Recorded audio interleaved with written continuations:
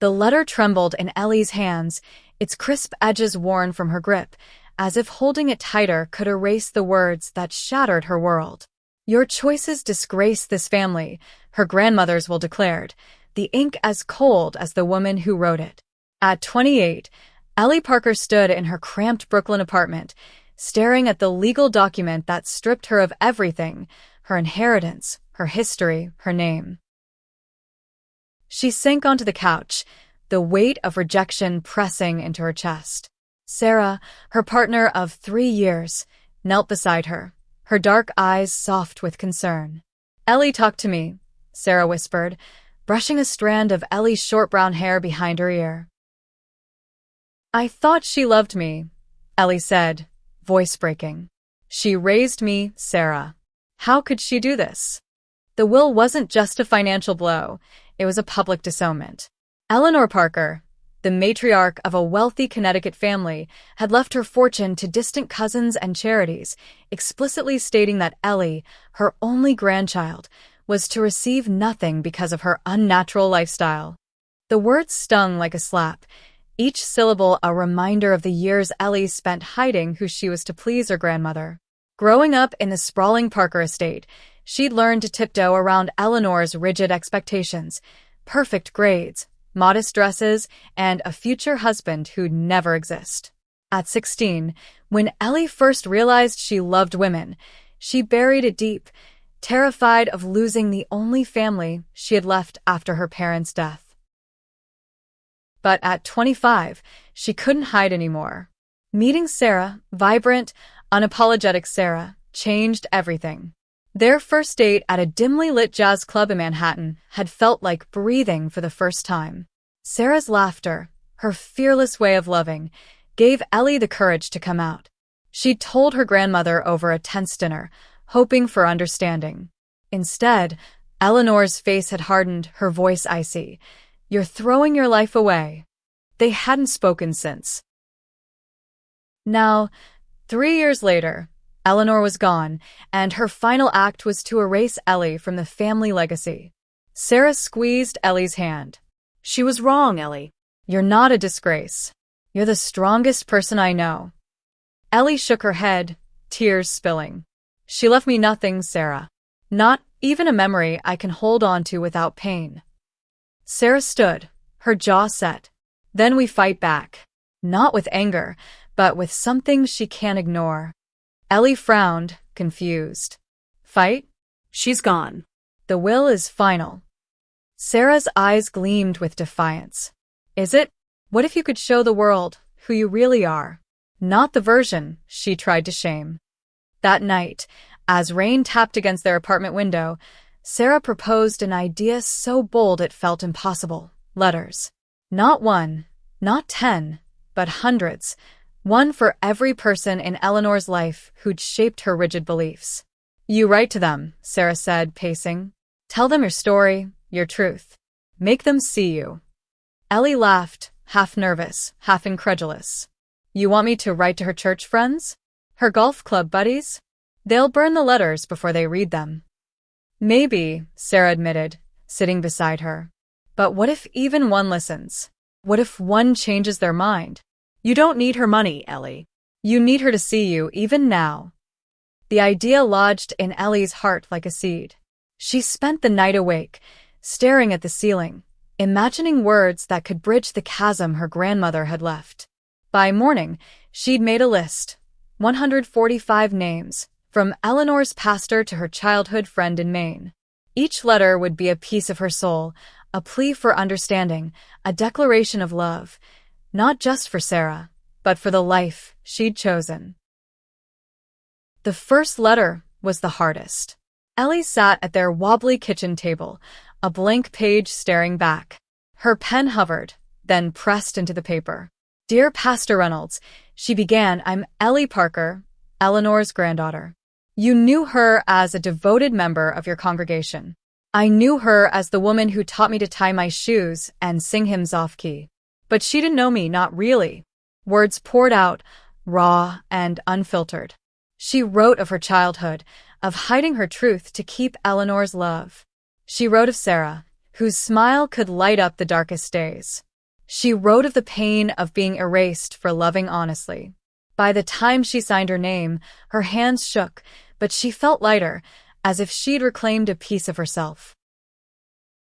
Sarah read the letter, her eyes shining. "This is you, Ellie." This is what she couldn't see. They mailed it that afternoon, the first of 145. Ellie didn't know if anyone would respond, or if the letters would vanish into the void of closed minds. But as she dropped the envelope into the mailbox, she felt a spark of hope, a spark that could ignite something bigger than her grandmother's rejection. Over the next week, Ellie wrote relentlessly. Each letter was a battle, forcing her to relive moments of shame and joy. She wrote to Eleanor's lawyer, who'd read the will with a blank face. She wrote to her cousin Margaret, who'd once called her confused at a family reunion. She wrote to the librarian who'd known Eleanor for decades. Each letter carried the same message: I am here. I am enough. Sarah helped, sealing envelopes and offering quiet encouragement. They worked late into the nights, their apartment a mess of paper and coffee mugs. But with every letter sent, Ellie felt less like the girl who'd been disowned and more like a woman fighting for her place in the world. By the 10th letter, a response arrived. Pastor Reynolds, to Ellie's shock, wrote back. His reply was brief but kind. "I read your letter, Ellie. I'm sorry for your pain. Let's talk." Ellie stared at the words, heart pounding. It wasn't acceptance, not yet, but it was a crack in the wall. Sarah grinned, pulling her into a hug. One down, 144 to go. Ellie laughed, the sound fragile but real. For the first time since the will, she felt like she could breathe. The letters were her rebellion, her redemption, her way of rewriting the story her grandmother tried to end. The rain hadn't stopped in days, mirroring the storm in Ellie's heart as she tore open another response. Pastor Reynolds' letter had been a flicker of light, but this one, from her cousin Margaret, was a gut punch. "Your grandmother was right to protect the family name," Margaret wrote, her words sharp as broken glass. Ellie dropped the letter, her hands trembling. Sarah, sprawled on the couch with a stack of envelopes, looked up. "Bad one?" she asked softly. "She called me a sinner," Ellie said, voice hollow. "Said I'm dragging the family into shame." Sarah crossed the room in an instant, pulling Ellie into her arms. "She's wrong. You're not dragging anyone anywhere. You're standing up." But standing up felt like falling. Each letter Ellie wrote peeled back another layer of her past, exposing wounds she'd buried for years. She remembered Margaret's sneer at a Christmas dinner when Ellie was 17, the way she'd whispered tomboy like it was a curse. Writing to her had been an act of defiance, but the rejection still burned. Determined to keep going, Ellie picked up her pen. The next letter was to Mrs. Callahan, her grandmother's childhood friend in Maine. "Dear Mrs. Callahan," she wrote, "you once told me stories about Grandma's youth, how she dreamed of being a painter before duty tied her to the family business. I dreamed, too, of a life where love doesn't cost me everything." She poured her heart into the page, describing the joy of waking up beside Sarah, the ache of her grandmother's silence. Sarah watched her write, her own pen moving across an envelope. "You're doing something incredible, Ellie," she said. "Even if they don't all see it, you're changing the air they breathe." Ellie managed a small smile. Sarah's belief in her was a lifeline, pulling her through the doubt. They'd been together 3 years, but moments like this, Sarah's quiet strength, her unwavering love, felt like a vow stronger than any ring. By the end of the week, they'd sent 30 letters. Responses trickled in, a mixed bag of hope and hostility. A distant aunt sent a brief note of support, saying she'd always admired Ellie's courage. But Eleanor's golf club friend, Mr. Hargrove, wrote a scathing reply, accusing her of disrespecting her grandmother's memory. Ellie read each one, letting the words sink in, then filed them away in a shoebox under the bed. One evening, as they sealed another batch, Sarah suggested a break. "Let's get out of here," she said, grabbing her jacket. "You need to remember why you're doing this. They ended up at their favorite diner, a 24-hour spot in Williamsburg with flickering neon lights. Over greasy fries and milkshakes, Sarah reached across the table, her fingers brushing Ellie's. "Tell me something good," she said. "Something from before all this." Ellie thought for a moment, then smiled. "When I was 10, Grandma took me to Coney Island. She rode the Ferris wheel with me, screaming the whole time. I'd never seen her so free." Sarah's eyes softened. "That's the woman you're writing to. Not the one who wrote that will, but the one who loved you enough to scream on a Ferris wheel." The memory sparked something in Ellie. The next day, she wrote to her grandmother's old neighbor, Mr. Patel, weaving in that Coney Island story. "She wasn't always cold," she wrote. "She had a heart that could laugh, that could love. I wish she'd let it love me." As the letters piled up, Ellie noticed a shift in herself. Writing wasn't just about confronting others, it was about reclaiming her own story. She began to see her grandmother not as a villain, but as a woman trapped by her own fears, shaped by a world that prized conformity over compassion. A breakthrough came when Mrs. Callahan responded.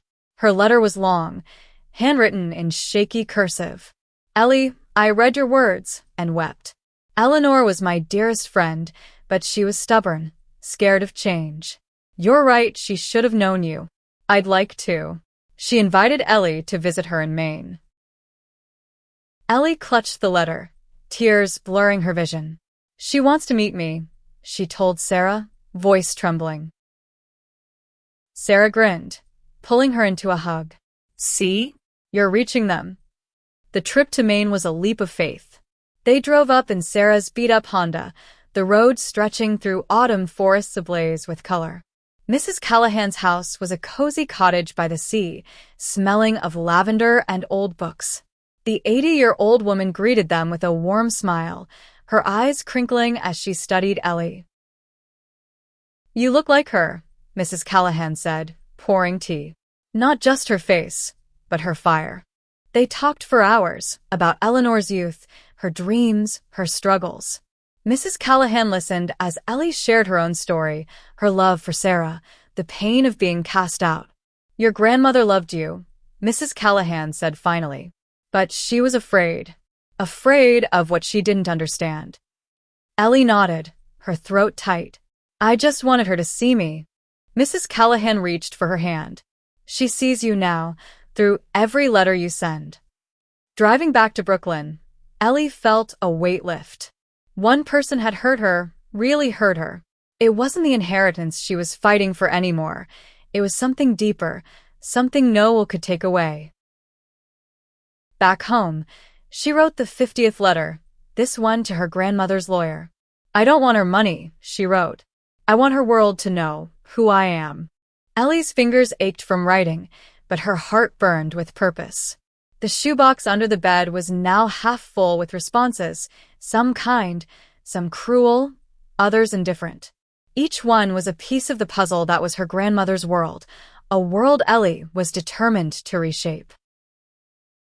Sarah noticed the toll it was taking. "You're pushing too hard," she said one night, watching Ellie hunch over the kitchen table, pen in hand. "You need to sleep." "I can't stop," Ellie replied, her voice raw. "Every letter feels like a chance to fix something." Sarah sighed, sitting beside her. "You're not fixing her, Ellie. You're building something new." The words lingered as Ellie wrote her 60th letter, this one to her grandmother's former business partner, Mr. Whitaker. "You built a legacy with my grandmother," she wrote, "but she erased mine because of who I love. I'm asking you to see me, not her version of me." She included a photo of her and Sarah at Coney Island, laughing on the same Ferris wheel her grandmother had once ridden. The responses kept coming. A few were breakthroughs. Her grandmother's librarian wrote a heartfelt note, saying she'd always suspected Eleanor's strictness hid a deeper fear. Others were dead ends, like the curt reply from a distant uncle, "Respect her wishes." But Ellie didn't let the rejection stop her. Each letter was a step toward reclaiming her voice, her truth. One morning, a package arrived, not a letter, but a small, worn journal. It was from Mrs. Callahan, with a note. This was Eleanor's. I found it among her things. Maybe it'll help. Ellie's hands trembled as she opened it. The pages were filled with her grandmother's tight cursive, entries spanning decades. One from 1965 caught her eye. I wanted to paint Paris, but Father said it was foolish. Duty comes first. Ellie read late into the night, tracing her grandmother's life through her words. Eleanor had dreamed of art, of freedom, but had been molded by a strict family into someone who valued control over passion. A later entry, from the year Ellie came out, broke her heart. Ellie is lost to me. I don't know how to reach her. She didn't hate me, Ellie whispered to Sarah, tears streaming. She was just stuck. Sarah nodded, her hand warm on Ellie's back. Maybe your letters are reaching her now through them. The journal fueled Ellie's resolve. She wrote with new urgency, each letter a bridge between her grandmother's past and her own present. The 75th was to a retired judge who'd known Eleanor through her charity work. She taught me kindness, Ellie wrote, but couldn't extend it to my love. I'm asking you to. A week later, the judge called. His voice was gruff but kind. Your letter moved me, Ellie. Eleanor was a good woman, but she had blind spots. I'd like to help. He offered to connect her with a local LGBTQ+ advocacy group, suggesting her story could inspire others. Ellie hesitated. The letters were personal, a private fight. But Sarah saw the bigger picture. This could be more than you, she said. Your story could change things for others. They met with the advocacy group in a small Manhattan office, where Ellie shared her journey. The organizers were moved, proposing a public reading of her letters to raise awareness. Ellie agreed, nervous but empowered. The event was set for a community center in Brooklyn, a chance to amplify her voice. As the day approached, Ellie wrote her 90th letter, this one to her grandmother's pastor again. I'm not asking for your approval, she wrote. I'm asking you to listen. She invited him to the reading, unsure if he'd come. The night of the event, the community center buzzed with people, friends, strangers, even a few letter recipients. Ellie stood at the podium, her heart racing, Sarah's hand steady in hers. She read excerpts from her letters, her voice shaking at first, but growing stronger. I loved my grandmother, she said, but her fear kept us apart. These letters are my way of saying I'm here, and I'm not ashamed. The room erupted in applause. Pastor Reynolds was there, sitting quietly in the back. After, he approached her, his face soft. I didn't understand before, he said. I'm starting to. Ellie's throat tightened. It wasn't forgiveness, but it was progress. As she looked at Sarah, smiling through tears, she realized the letters weren't just changing others. They were changing her. She was no longer the girl erased by a will. She was a woman rewriting her story, one letter at a time. The community center event lit a fire in Ellie. Standing before a crowd, her words echoing through the room, she'd felt seen, truly seen, for the first time since her grandmother's will. But the high faded as she returned to the grind of writing, each letter a reminder of the walls she was still trying to break. By the 100th letter, exhaustion crept in. Ellie's days blurred into nights of ink-stained fingers and crumpled drafts. Sarah noticed the dark circles under her eyes. You're carrying too much, she said one evening, setting a mug of tea in front of Ellie. You don't have to do this alone. I know, Ellie said, rubbing her temples. But every time I stop, I feel like I'm letting her win. Sarah's jaw tightened. This isn't about her winning. It's about you living. The words hit hard. Ellie had been so focused on rewriting her grandmother's legacy that she'd forgotten to live her own. That night, they went for a walk through Prospect Park, the autumn leaves crunching underfoot. Sarah slipped her hand into Ellie's, their fingers intertwining. Remember our first date? She asked. Ellie smiled, the memory warming her. You spilled wine on my shirt and tried to blame the waiter. Sarah laughed, nudging her. You looked so cute, all flustered. That's when I knew I loved you. The moment grounded Ellie, pulling her back to the love that had started this fight. She returned to the letters with renewed clarity, focusing not just on her pain, but on the joy of her life with Sarah. The 105th letter, to her grandmother's old gardener, was different. I wish you could see us now, planting our own garden, building a life together. Responses kept coming, some surprising.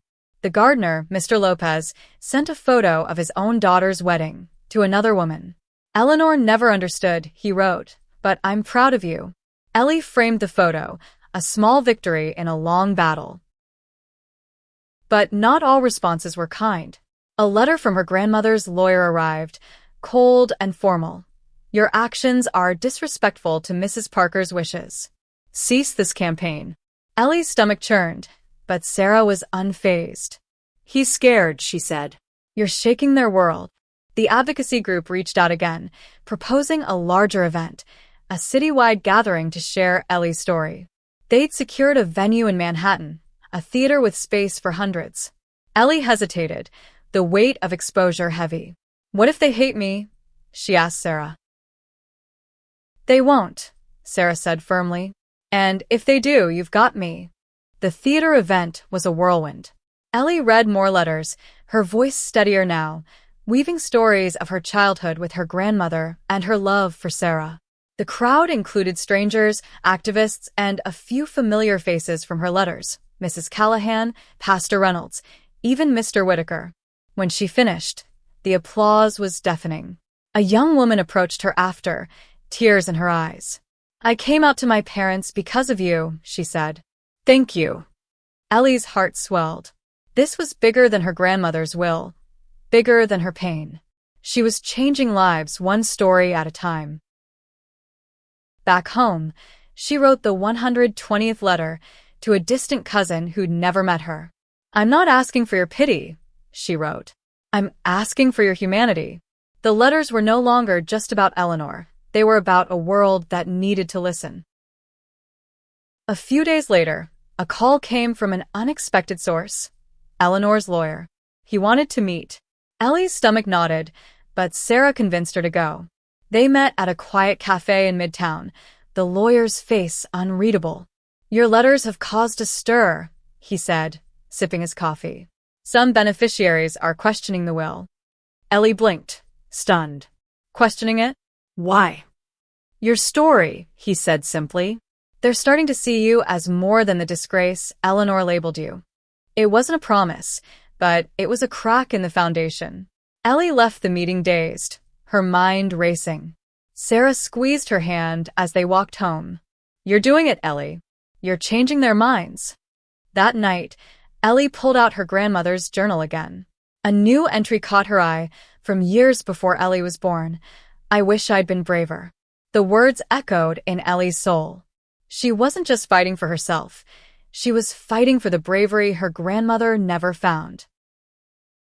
The 130th letter went to a local reporter who'd covered Eleanor's charity work. I'm not here to tear her down, Ellie wrote. I'm here to build something better. The reporter called the next day, asking for an interview. Ellie agreed, nervous but ready. Her story was spreading, and with it, the hope that love could outlast fear. The reporter's article hit the local papers like a spark in dry grass. Headlined, A Granddaughter's Fight for Love, it detailed Ellie's letters, her pain, and her hope. Suddenly, her story wasn't just hers, it was New York's. Strangers reached out, some sharing their own stories of rejection, others offering support. Ellie's inbox overflowed, and the shoebox under the bed couldn't hold all the responses anymore. But with visibility came backlash. A conservative blog picked up the story, twisting Ellie's words into a narrative of disrespect. Comments online called her selfish, ungrateful, a disgrace. Ellie scrolled through them one night, her chest tight. Sarah snatched the phone away. Don't do this to yourself, she said. They don't know you. I thought I was ready for this, Ellie admitted, her voice small. But it hurts. Sarah pulled her close. It's supposed to hurt. That's how you know you're fighting for something real. The 135th letter was to her grandmother's closest friend, Mrs. Hargrove, who'd sent the cruelest response yet. Ellie's hand shook as she wrote, You called me a mistake. But loving Sarah is the truest thing I've ever done. She didn't expect a reply, but writing it felt like reclaiming a piece of her dignity. The advocacy group planned another event, this time a rally in Central Park. Ellie was hesitant. Public speaking still terrified her, but the stories pouring in from others pushed her forward. A teenager from Queens wrote about coming out to her family after reading Ellie's article. A man in his 50s shared how her letters gave him courage to reconnect with his estranged son. Each story was a reminder, this wasn't just about her anymore. The rally was electric. Hundreds gathered, holding signs that read, "Love is not a sin," and Ellie's letters. Ellie took the stage, her voice steady despite the butterflies in her stomach. She read her 140th letter, addressed to her grandmother's church congregation. "I don't need your approval, but I need you to see me. I'm not a disgrace. I'm your neighbor, your friend, your family." The crowd cheered, and Sarah stood at the front, her eyes shining with pride. Pastor Reynolds was there too, clapping quietly. After, he pulled Ellie aside. "I've been talking to the congregation," he said. "Your letters are making people think. It's slow, but it's happening." Ellie's heart raced. Change was happening, not just in her, but in the world her grandmother had left behind. Back home, Ellie wrote the 141st letter to a cousin who'd inherited part of the estate. "I don't want what you have," she wrote. "I want you to know why I was erased." She included a photo of her and Sarah at the rally, arms around each other, smiling. A week later, the cousin responded, not with words but with action. She donated her share of the inheritance to an LGBTQ+ youth charity in Ellie's name. The news came through a call from the advocacy group, leaving Ellie speechless. "They're listening," she whispered to Sarah, tears falling. Sarah grinned. "You're unstoppable." The final letters were the hardest. Ellie wrote to the last few names on her list, people she barely knew but who'd shaped her grandmother's world. Each one carried the weight of her journey, her pain, her love, her hope. The 145th letter was to her grandmother's estate executor, a man who'd overseen the will's execution. "You followed her wishes," she wrote, "but I'm asking you to see mine. I'm not fighting for money. I'm fighting for love."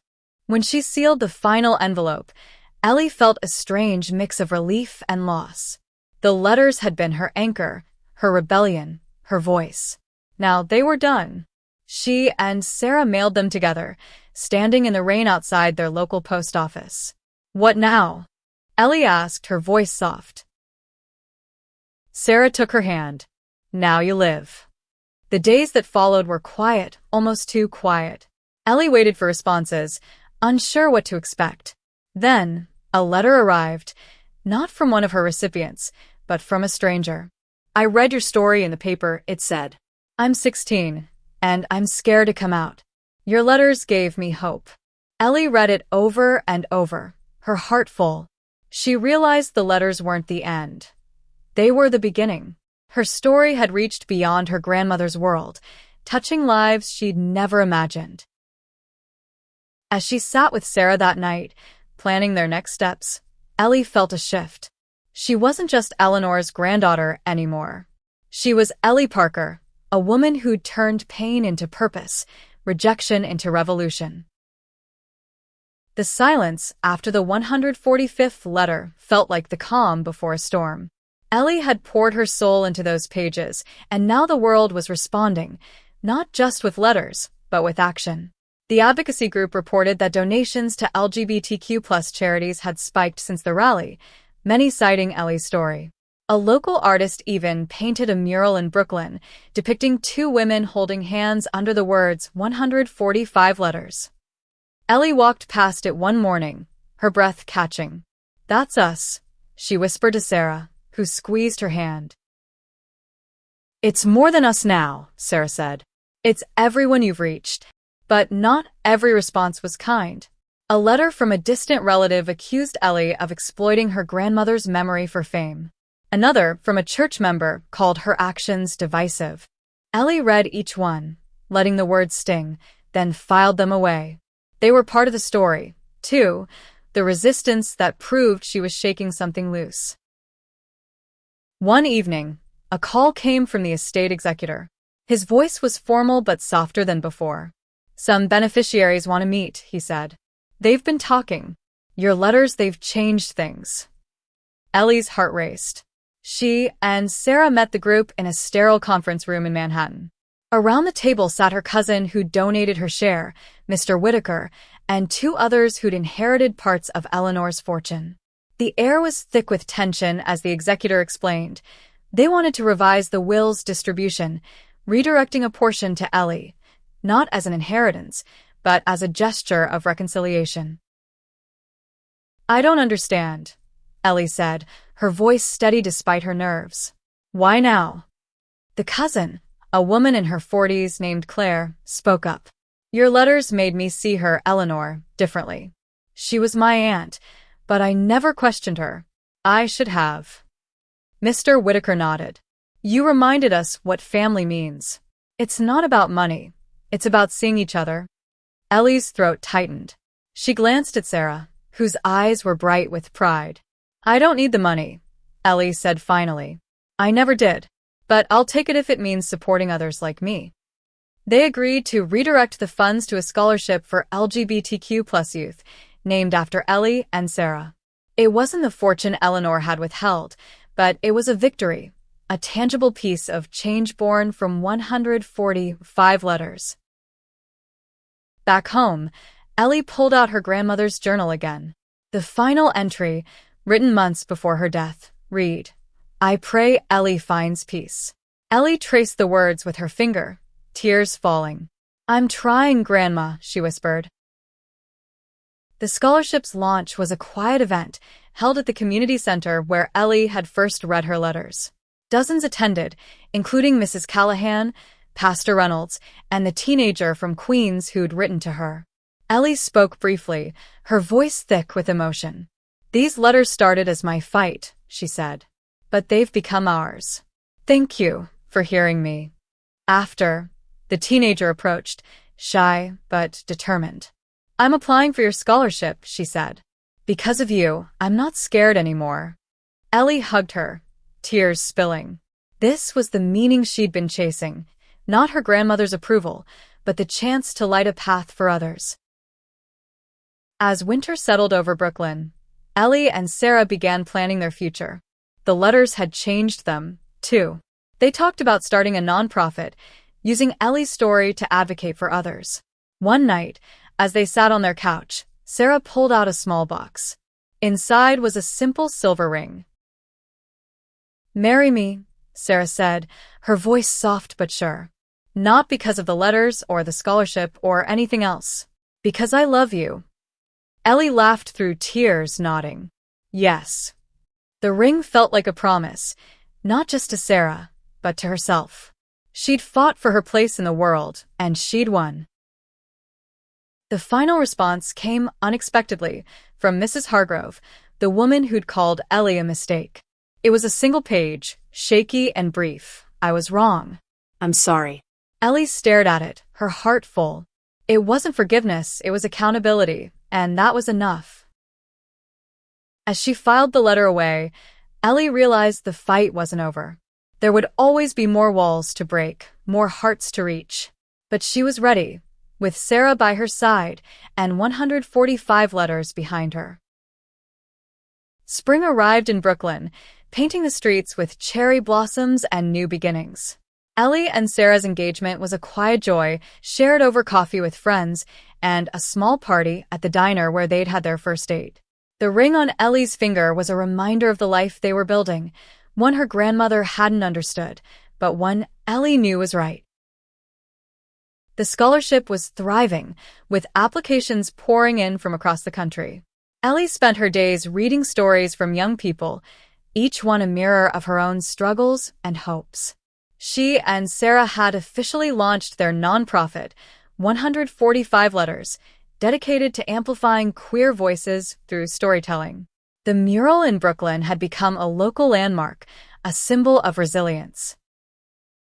One morning, a package arrived from Pastor Reynolds.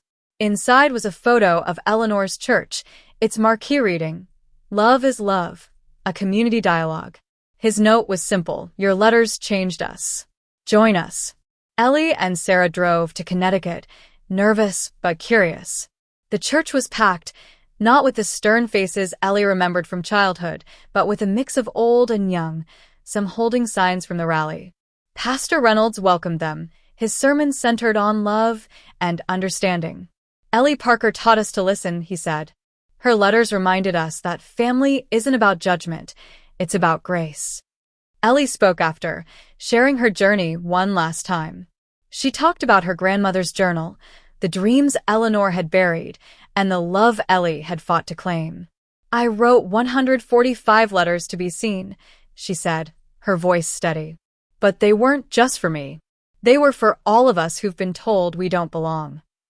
The congregation stood, applauding. Mrs. Callahan was there, tears in her eyes.